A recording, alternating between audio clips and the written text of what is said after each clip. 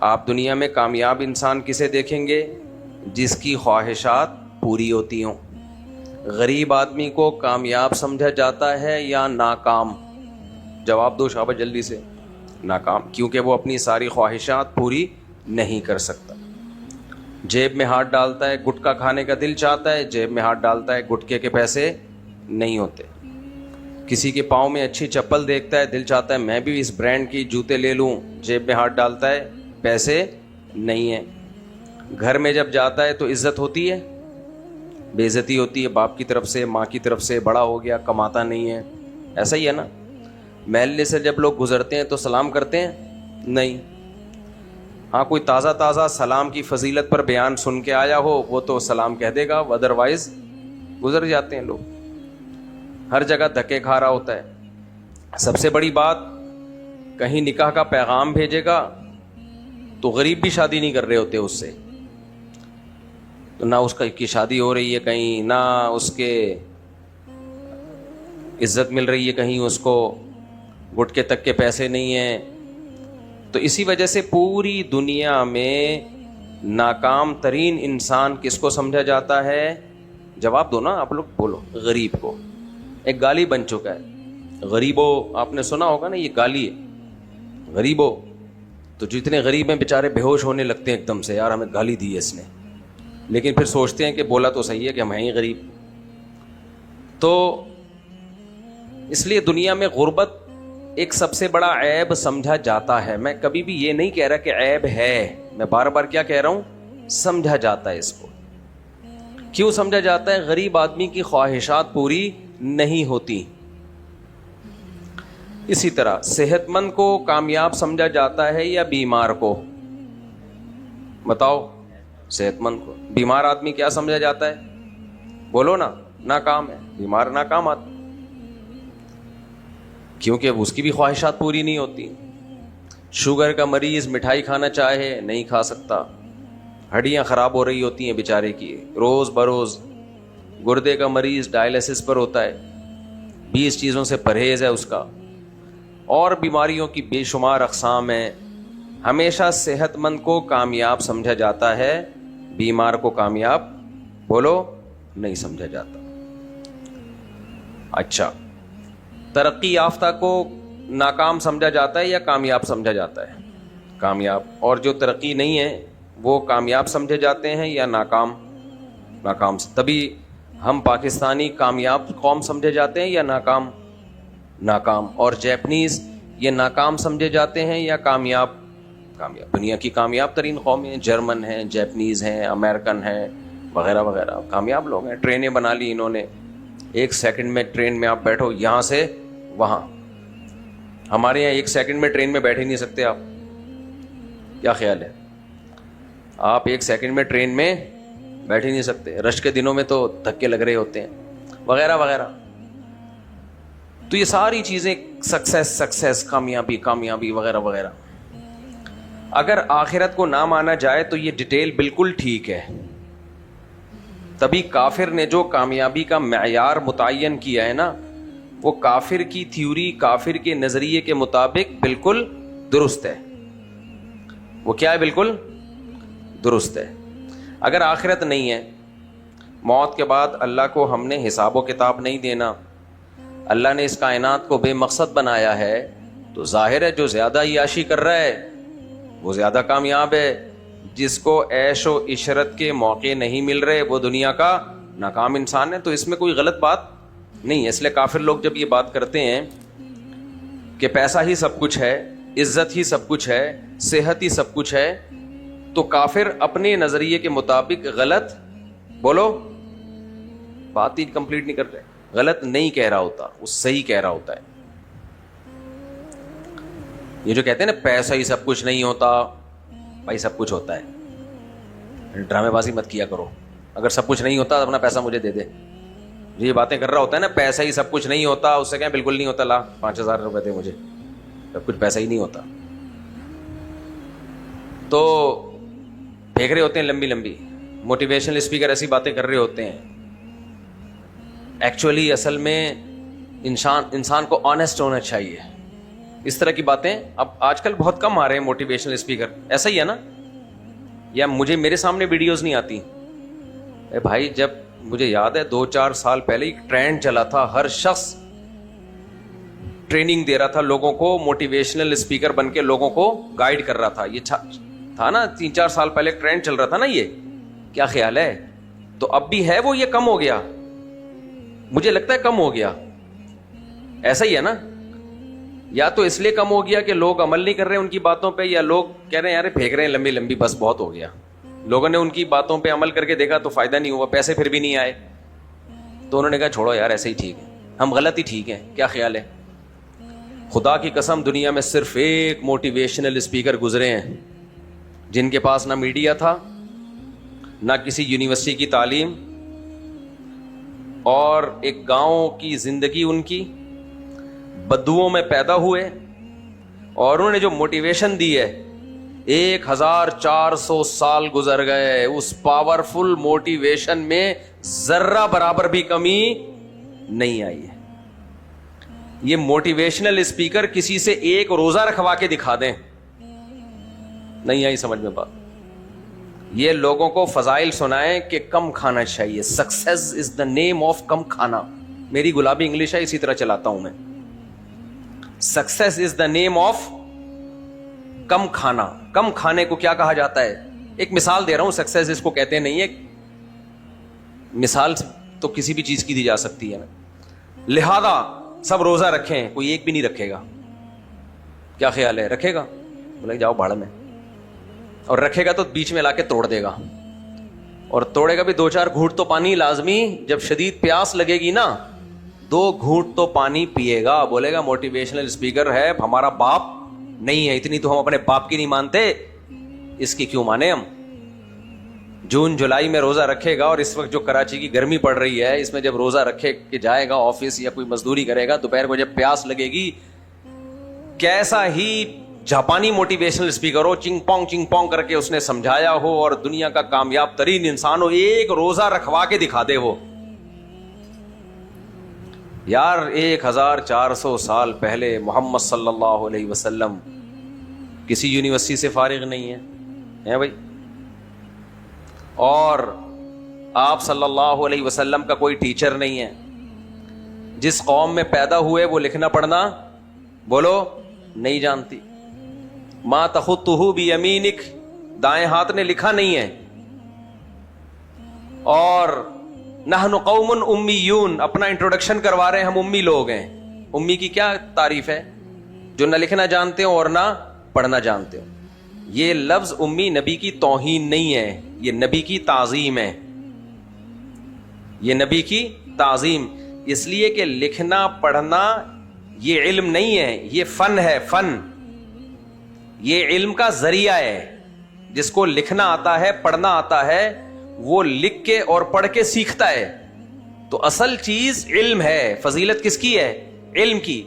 تو اللہ نے اپنے حبیب صلی اللہ علیہ وسلم کو لکھے پڑھے بغیر ہی علم دیا ہے, تاکہ پتہ چل جائے کہ آپ کی سورس آف نالج دنیا کی چیزیں نہیں ہے, ڈائریکٹ کون ہے؟ اللہ ہیں. تو یہ نبی کی فضیلت ہے. مجھے اور آپ کو اگر لکھنا پڑھنا نہیں آتا تو ہمارے لیے یہ جہالت کی علامت ہے. کیوں علامت ہے؟ کیونکہ جس کو لکھنا پڑھنا نہیں آتا اس کے بعد نالج نہیں ہوتی, کتابیں تو پڑھی نہیں ہے اس نے. آج کل لکھنا کسے کہتے ہیں؟ کمپوزنگ کے ذریعے لکھا جاتا ہے. تو جس کو کمپوزنگ نہیں آتی کیا وہ جاہل ہے بھائی؟ یہی کہا جائے گا, ایک فن ہے کمپوزنگ. بعض دفعہ آپ کے پاس نالج ہوتی ہے, آپ کمپوزر کے ذریعے اس کو ٹائپ کرا لیتے ہو. مجھے جب تک ٹائپنگ کی سپیڈ میری نہیں تھی تو میں نے جو اپنی کتاب لکھی ہے وہ کسی سے کمپوز کروائی تھی. جب میری ٹائپنگ کی سپیڈ تیز ہو گئی, اب میں خود اپنی تحریریں ٹک ٹک ٹک ٹک کر کے لکھ رہا ہوتا ہوں. تو اس لیے یہ جو علماء نے لکھا ہے نا کہ نبی کریم صلی اللہ علیہ وسلم امی تھے, تو یہ امی ہونا نبی کریم صلی اللہ علیہ وسلم کی تعظیم ہے, توہین نہیں ہے. کیوں؟ آپ کے پاس جو سورس آف نالج تھی وہ ڈائریکٹ اللہ, اور جبریل کے ذریعے اللہ آپ کو علم سکھاتا تھا. تو اب میں آپ سے کہتا ہوں کہ آپ امی قوم میں پیدا ہوئے, پیدائش سے پہلے باپ کا سایہ سر سے, یعنی باپ کی وفات ہو گئی, پیدائش ہی یتیم, کوئی مدرسہ نہیں جہاں آپ علم حاصل کر رہے ہوں. لیکن اب دوبارہ ہم کمپیئر کرتے ہیں آج کے پڑھے لکھے موٹیویشنل اسپیکر, انتہائی پاورفل اور باڈی نالج اور ایکسپیرینس اور تجربے, اور خود بھی ان کی زندگی ایک کامیاب زندگی ہمیں نظر آ رہی ہوتی ہے, وہ ایک روزہ نہیں رکھوا سکتے آپ سے. سمجھ میں آ رہی ہے بات؟ اگر کسی کا خیال ہے رکھوا سکتے ہیں, آئے کراچی میں میرے سامنے جون میں ان دنوں میں روزہ رکھ کے دکھائے. ایسا نہیں کہ چرسیوں کی طرح سارا دن پڑا رہے گھر میں. کراچی کے جو کمبختوں کے روزے چل رہے تھے نا رمضان میں, روزوں کا بھی بیڑا غرق کر دیا ہے یار. روزوں سے جو روحانی طاقت ملتی, جو صحت کو فائدہ ہوتا, دونوں طاقتیں ملتی ہیں. صحت کی مادی طاقت بھی ملتی ہے روزہ رکھنے سے, اور روحانی طاقت بھی بڑھتی ہے. کراچی کے پوستیوں اور چرسیوں نے وہ ساری حکمت مصلحت رمضان میں فوت. پوری رات جاگتے ہیں, سحری کھا کے چرسیوں کی طرح سو جاتے ہیں. ایسے لوگ ہیں 4 بجے اٹھے, ان میں تو کچھ نماز ہی قضا کر دیتے ہیں, اور کچھ 4 بجے اٹھے تو جلدی جلدی ظہر کی نماز پڑھی, بس قضا ہونے والی تھی ابھی, اور پھر سو گئے.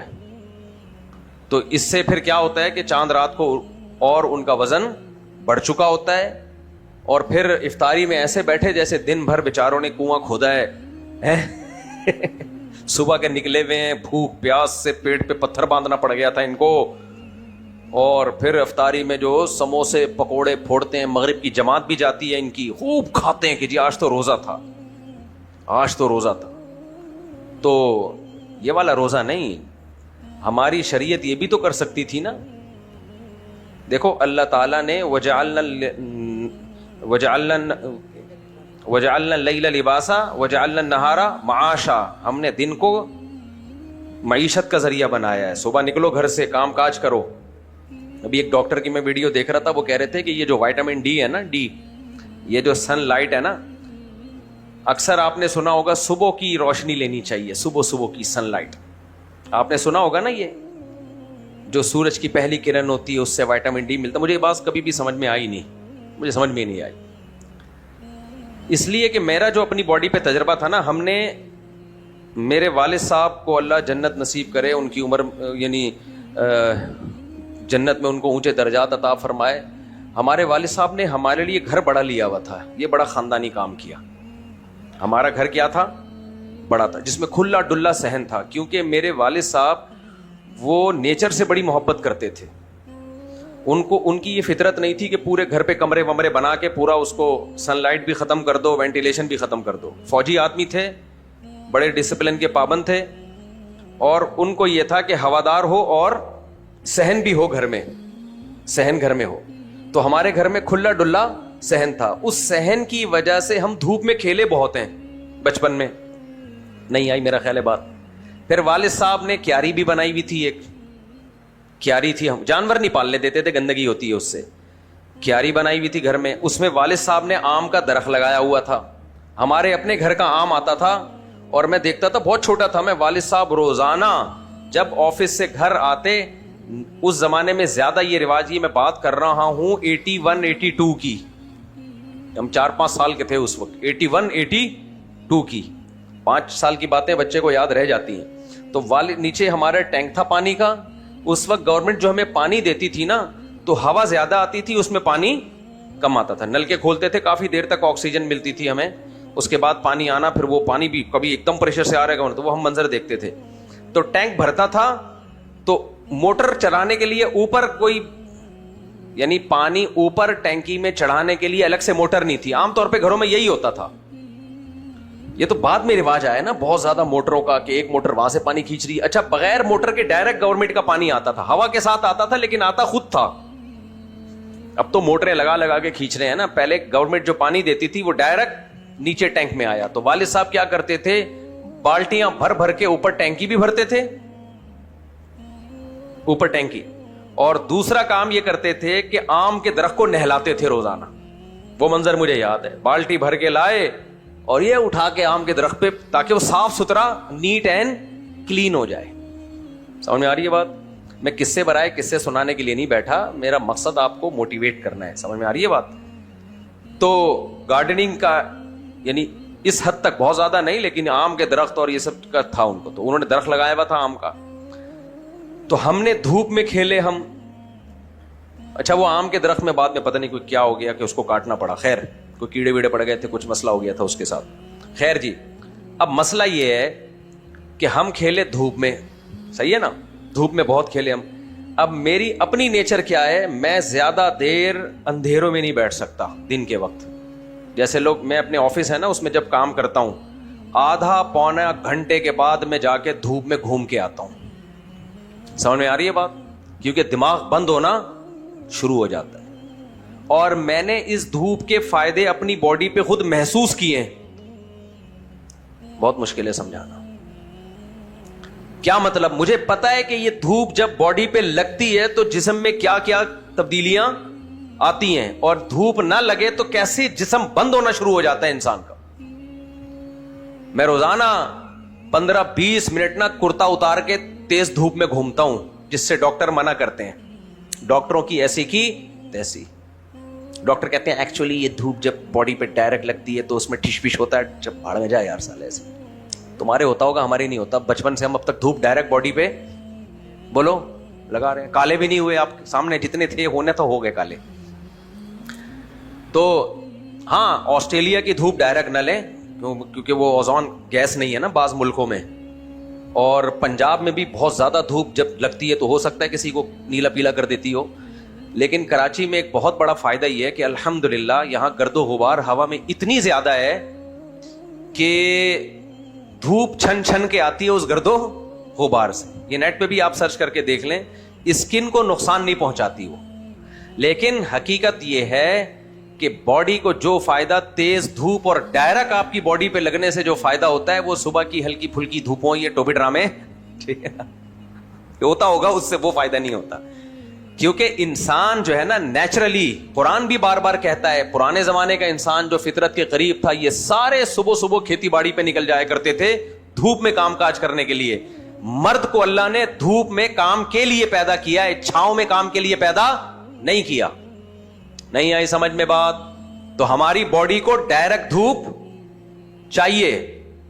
میں نہیں کہہ رہا آپ قمیضیں اتار کے دھوپ میں گھومنا شروع کر دیں, کپڑے پہن کے گھومیں, لیکن دھوپ ضروری ہے. آج بھی میں دھوپ میں گھوما ہوں کافی دیر, میں روزانہ گھومتا ہوں, چاہے گرمی ہو چاہے سردی ہو. اس میں یہ فرق نہیں ہوتا کہ پسینہ نکل جائے گا, نکل جائے, کچھ نہیں ہوتا پسینہ نکلنے سے.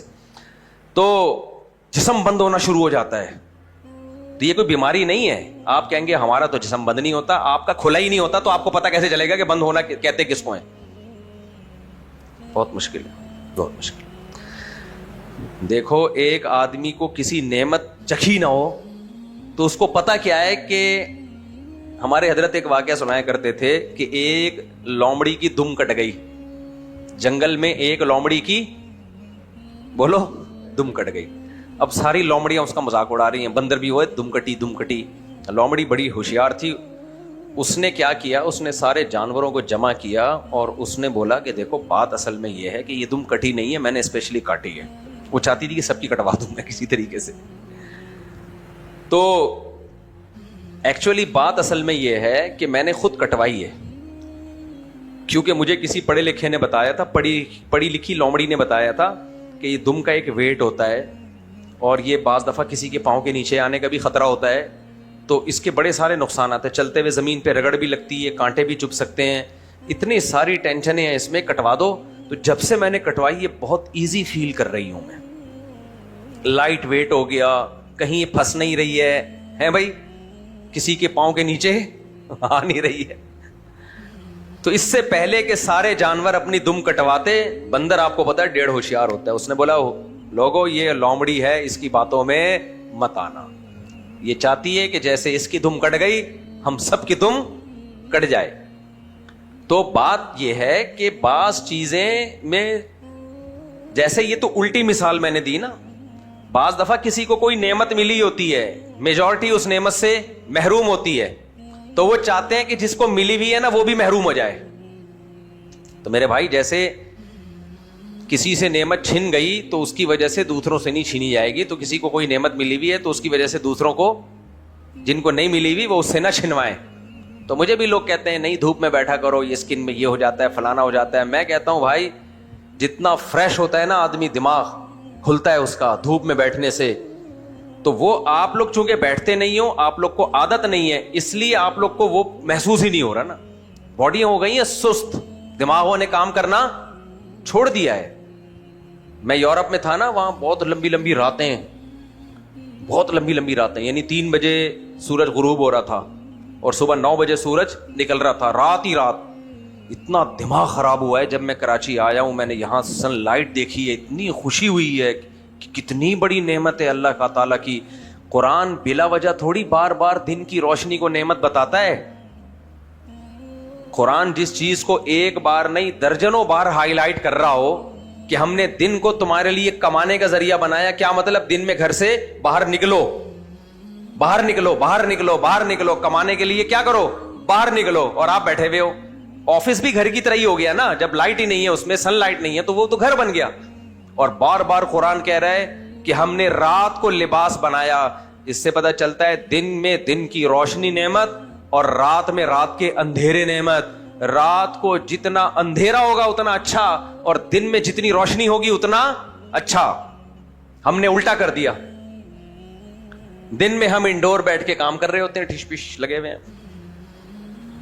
اور رات میں موبائل اور ٹیلی ویژن کی اسکرین, اس نے اندھیرے ہم سے چھین لیے. تو یہ باقاعدہ گوروں کی ریسرچ ہے کہ یہ جو رات میں اندھیرے ہم نے اپنے آپ سے چھین لیے ہیں نا, اندھیرے جو چھین لیے ہم نے, یہ کس قدر دماغ کو ڈیمیج کرتے ہیں. یہ موبائل پہ لگے ہوتے ہیں رات کو, اسکرین پہ دیکھا ہوگا آپ نے, لیٹتے ہوئے موبائل دیکھ رہے ہیں. پہلے زمانے میں جو رات میں لائٹ یوز ہوتی تھی وہ آگ جلا لی یا چراغ جلا لیا. آپ ماہرین سے پوچھیں, آگ اور چراغ کی جو روشنی ہے وہ اتنی تھوڑی ہوتی ہے کہ وہ آپ کے دماغ کو ڈیمیج نہیں کرتی. اس کے برعکس یہ جو اسکرین ہے, موبائل کی ہو یا لیپ ٹاپ کی ہو یا یہ دوسری اسکرین ہے, یہ بہت پاورفل لائٹ ہوتی ہے. یہ تو میرا مقصد ابھی کوئی سائنس کا ٹاپک چھیڑنا نہیں ہے. میرا مقصد تو یہ کہ بھائی فطرت سے بغاوت مت کرو. جو آج کل ڈپریشن کی بیماریاں, ابھی میں کینیڈا سے ہو کے آیا ہوں نا, ایک سائیکولوجسٹ مجھے ملے تھے, ڈاکٹر ہیں, کہتے ہیں میرے پاس جتنے پیشنٹ آ رہے ہیں نا مفتی صاحب, کہاں کے پیشنٹ؟ گھٹنے کے مریض نہیں, کڈنی کے مریض نہیں, کہاں کے مریض؟ کھوپڑی کے مریض. آپ کو پتہ ہے کھوپڑی کا مریض سب سے خطرناک ہوتا ہے. کڈنی کی بیماری ہوگی نا بھائی, پتھری یہ نکال بھر کر ٹھیک ہو گیا, یہی ہوتا ہے نا. پیٹ خراب ہوا ہے, دیکھ لو بھائی ایسیڈیٹی ہے, یہ وہ کھاؤ ٹھیک ٹھاک ہو گیا. کھوپڑی جب خراب ہوتی ہے نا, اس کو ٹھیک کرنے والے کی بھی کھوپڑی خراب ہو جاتی ہے, کیونکہ اوٹ پٹانگ سی باتیں کر رہا ہوتا ہے. اس کی وجہ تلاش کرنا کہ اس کو ٹینشن ہے کیا, یہ خود ایک مشکل کام ہے. میرے پاس جب کوئی بیچارے مریض آتے ہیں نا ڈپریشن ٹینشن کے, تو میں خود بہت پریشان ہو جاتا ہوں, کیونکہ ان کی پکڑائی میں نہیں آ رہے ہوتے. وہ کبھی کیا بول رہے ہیں, کبھی کیا بول رہے ہیں. بھائی تیرے ساتھ مسئلہ کیا ہے؟ تو مسئلہ ہونے کی وجہ سے وہ مسئلہ کو بیان بھی نہیں کر پا رہا ہوتا, کیونکہ کام, کھوپڑی کام نہیں کر رہی. انسان کی پہچان ہے کس سے؟ کھوپڑی سے تو ہے انسان کی پہچان. وہی کام نہ, وہی صحیح کام کرنا بند کر دے تو انسان تو گیا, بیڑا غرق ہو گیا. ساری دنیا کی دولت سمیٹ کو اس کو دے دو گے, وہ خوشی میں نہیں ہوگا.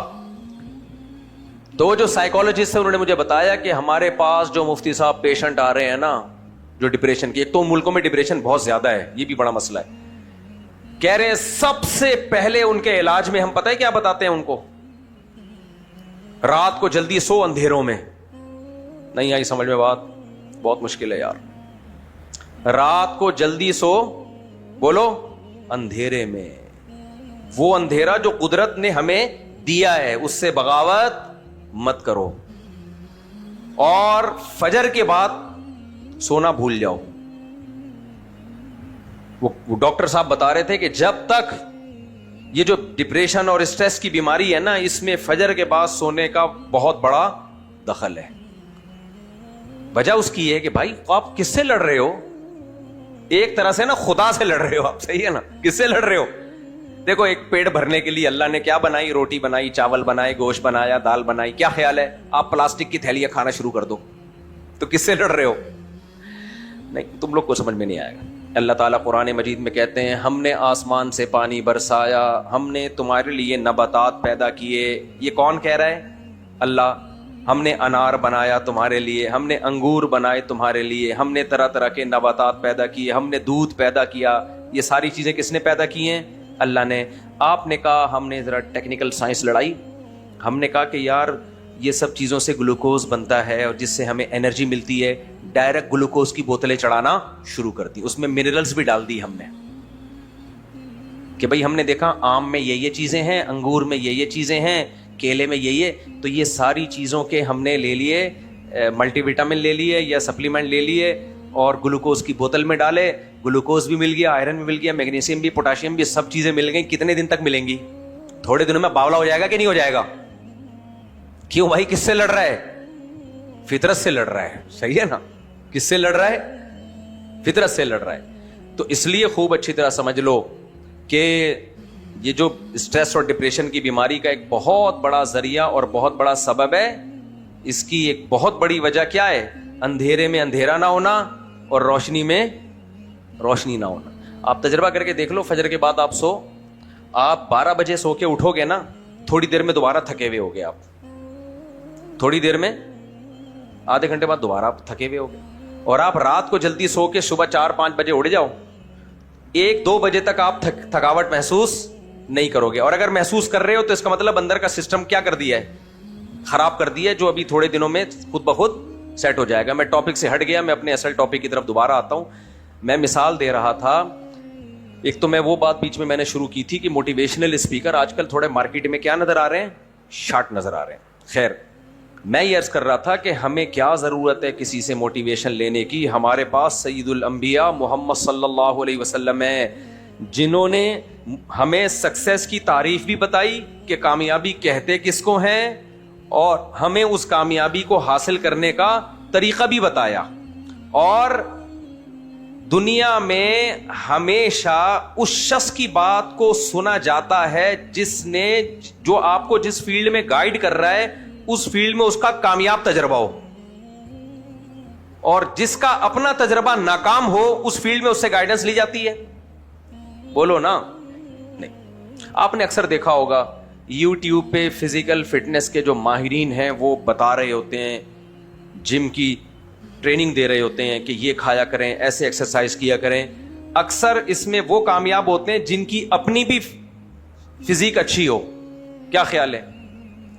اب کوئی ٹرینر آیا, توند نکلی ہوئی ہے, لیفٹ اور رائٹ کولا, وہ کنٹرول میں, کولے سمجھتے ہیں نا, کولے وہ کنٹرول میں نہیں ہے بھائی, ادھر سے لٹکے ہوئے ہیں سب کچھ.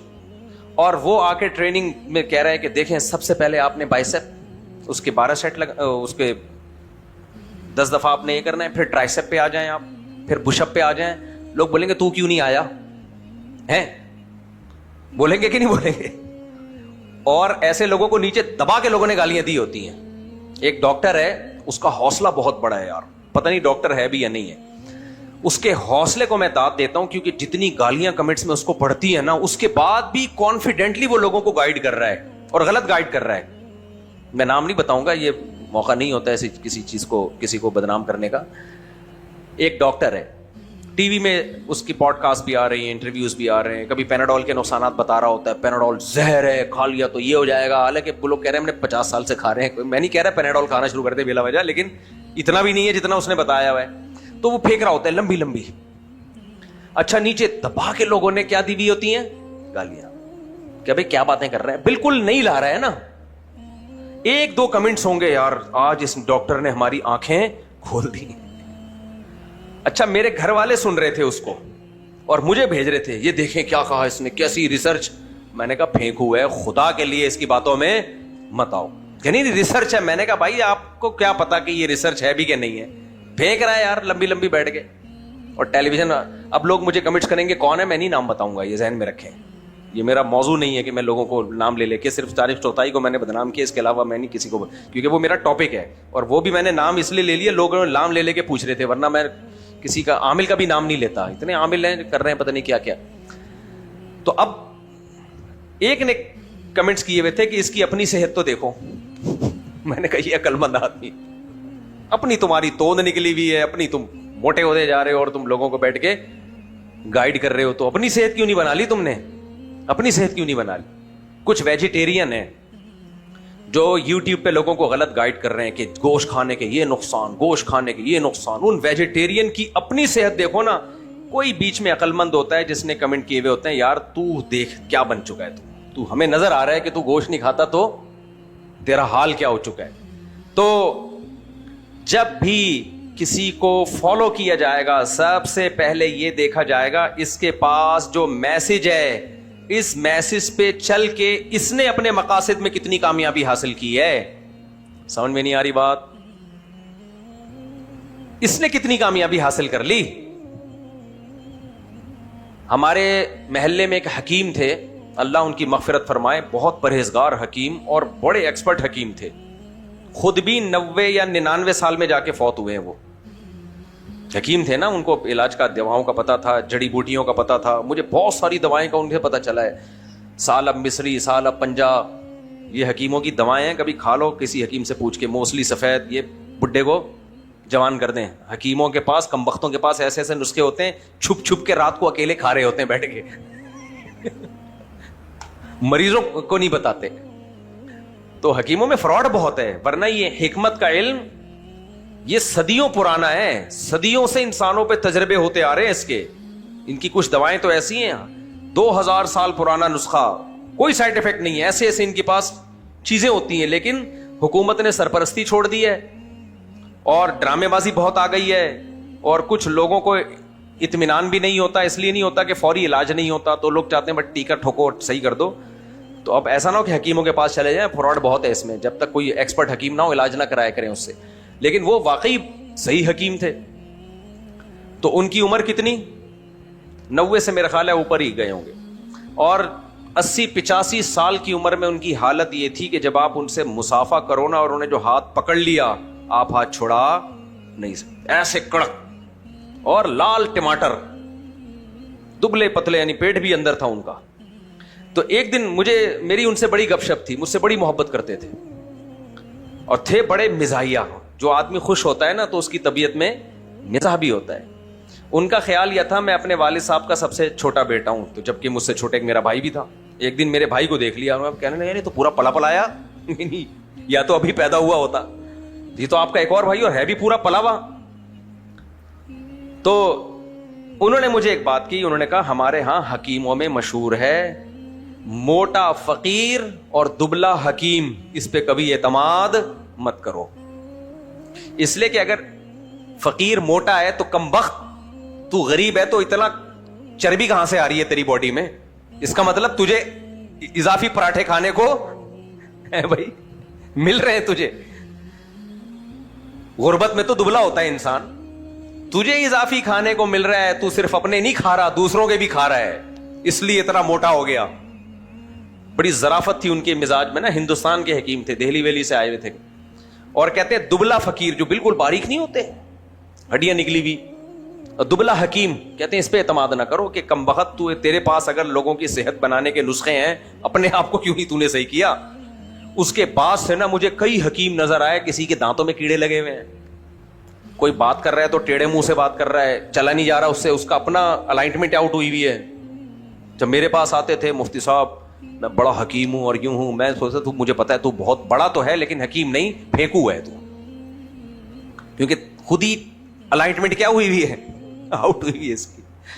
تو یہ میں کیوں اتنی ساری مثالیں آپ کو دے رہا ہوں, جو خود کسی فیلڈ میں کامیاب نہ ہو, جس کے پاس ایک ایسا ہدف اور ایسا ویژن ہو جس میں ہم نے دیکھ لیا کہ وہ کامیاب نہیں ہو سکا, تو ہمیں کامیابی کے طریقے وہ کیسے بتائے گا, کیا خیال ہے. اب میں آپ کو کچھ مثالیں دیتا ہوں. اسلام جو پیکج لے کر آیا ہے نا کامیابی کے, اس کے علاوہ جتنے پیکج دنیا میں چلے ہیں سب ناکام ہوئے ہیں. تاریخ بتاتی ہے, ہسٹری بتاتی ہے, تاریخ اٹھا کے دیکھ لو. کوئی 150 سال میں ناکام, کوئی 100 سال میں ناکام, کوئی 200 سال میں, کوئی 300 سال میں. بالآخر اینڈنگ کیا ہوتی ہے اس کی, ناکامی. رشیا ایک سسٹم لے کر آیا تھا, سوویت یونین, جس کو کمیونزم کہا جاتا ہے. سب کو پتا ہوگا, اتنی ہسٹری تو سے تو سب واقف ہوتے ہیں نا. ملکوں کے ملک نگلنا شروع کر دیے اس نے. مساوات, نعرے کتنے اچھے لگائے, مساوات, سب برابر ہیں. پیسہ سب کے پاس کیسا ہونا چاہیے؟ برابر. امیر غریب کا فرق ختم. بڑا مقبول ہوا وہ نعرہ, اس پہ لاکھوں لوگوں کو موت کی گھاٹ اتار دیا. بڑے پڑھے لکھے لوگ یہ نعرہ لے کے چلے کہ بھائی ہم نے مساوات کی بیس پہ, یہ جو انسانوں میں ایک ارب پتی ہے اور ایک کے پاس کھانے کو روٹی نہیں ہے, یہ ظلم ہے. اچھا, پھر یہاں سے بھی اس نے کرائے کے مولوی ٹٹو یہاں سے پاکستان سے بھی خریدے تھے. جب افغانستان میں رشیا آیا ہے نا, تو اس نے پاکستانی بھی کچھ مولوی خریدے جو اسلام کا لیبل لگا کے کمیونزم کو پروموٹ کریں. تو یہاں بھی کچھ اسکالر پیدا ہو گئے کہ بھائی ایکچولی اسلام کی بھی یہی دعوت ہے. دیکھو حج میں جب ہم جاتے ہیں سارے ایک جیسے کپڑے پہن کے, نہ کوئی امیر رہا نہ کوئی غریب رہا, نہ کوئی بادشاہ نہ کوئی وزیر. تو اسلام کا بھی ایکچولی مزاج یہی ہے کہ سارے کیا ہو جائیں, ایک جیسے ہو جائیں. امیر غریب کا فرق ختم. حالانکہ وہ تو حج کے موقع پہ ایک مخصوص لباس پہنایا گیا ہے, وہاں بھی امیر امیر ہی ہوتا ہے اور غریب غریب ہوتا ہے. امیر جہازوں پہ جا رہا تھا اور غریب بیچارہ اونٹوں پہ بیٹھ کے جا رہا تھا. لیکن جب یہ اسکالر بگڑتے ہیں نا, تو یہ قرآن و سنت کے نام پہ کچھ بھی مارکیٹ میں بیچ دیتے ہیں. تو یہاں بھی بہت سارے مولویوں نے اسی کو, بھٹو بھی بڑا متاثر تھا, جو بھٹو وزیر اعظم تھے نا, وہ بھی اس نعرے سے بڑے متاثر تھے. خیر, لیکن جب وہ ناکام ہوا ہے نا, وہ نظام ناکامی کے بعد گورباچوف نے اعلان کیا, یہ بڑا مشہور ہوا تھا اس کا یہ مقولہ, کہ ہمیں اتنے بڑے نظام کا تجربہ پہلے کسی چھوٹے سے گاؤں پہ کرنا چاہیے تھا. ہم دیکھتے کہ چلتا ہے کہ نہیں. ہم نے درجنوں ملکوں پہ یہ تجربہ کیا اور سب کا بیڑا غرق کر دیا.